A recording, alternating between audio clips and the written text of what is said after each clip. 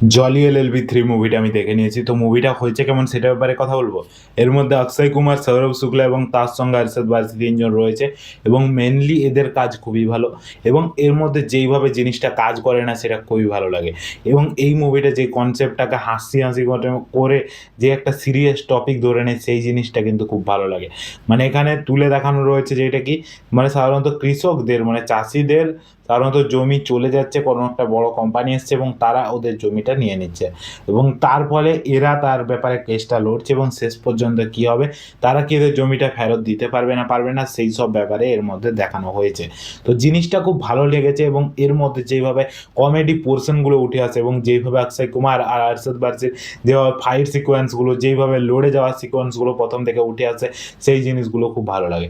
তো টোটালিভাবে এই মুভিটা যদি আপনারা দেখতে যান খুব একটা ভালো মুভিটা যেভাবে প্রেজেন্ট করা রয়েছে, যেভাবে দেখানো রয়েছে এবং তার সঙ্গে যেভাবে দেখানো রয়েছে অক্ষয় কুমারকে খুব ভালো লাগে এবং মেনলি যদি এখানে বলা যায় আরশাদ বারসি এবং অক্ষয় কুমার দুজনকে রাখা হয়েছে, তো কোনো একজনকে হিরো ভেবে তাকে হয়তো এক্সট্রা অর্ডিনারিভাবে দেখানো রয়েছে সেটা নয়, দুজনকে এখানে ঠিক মতোভাবেই প্রেজেন্ট করা রয়েছে।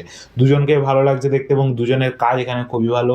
তার সঙ্গে যেভাবে এই টপিকটাকে তুলে আনা, একটা সাধারণত মহিলা আসে তাদের কাছে এবং তাদের কাছে এসে সেই জিনিসটা বলার চেষ্টা করে। অক্ষয় কুমার যেভাবে মানে প্রথমে বিক্রি হয়ে যায় টাকার কাছে সেই জিনিসটা এবং তার থেকে ফেরত আসা, এই সব জিনিসগুলোই মুভির মধ্যে খুব ভালো পোর্শন নিয়ে আসে।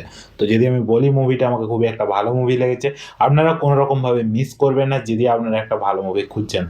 তো এই মুভিটা চাইলে অবশ্যই যে দেখুন। যদি আমার ভিডিওটা আপনাদের পছন্দ হয় অবশ্যই একটা লাইক করে চ্যানেলটাকে সাবস্ক্রাইব করে দিন, কারণ এরকমই ভিডিও আমার চ্যানেলে আসতে থাকে। তো আজকের জন্য এতটুকুই, ভিডিওটা দেখার জন্য ধন্যবাদ।